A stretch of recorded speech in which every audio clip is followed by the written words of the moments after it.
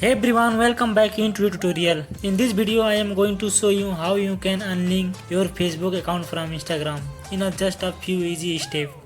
Whether you want more privacy or just prepared to keep your account separate.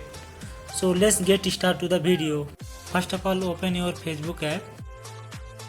Make sure that your Facebook is signed in. Then click on your profile icon at the top right corner to go to your profile.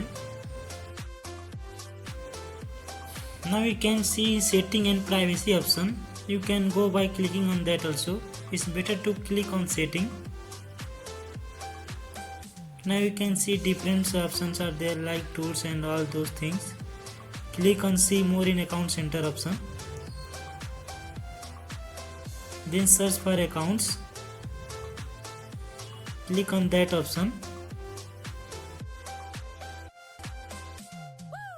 Then click on remove option which you want to unlink to each other, and that's it. You have successfully unlinked your Facebook from Instagram. If you find this video helpful, please give it a thumbs up, subscribe and let me know in a comment below. If you have any tech questions, thanks for watching and see you guys next time.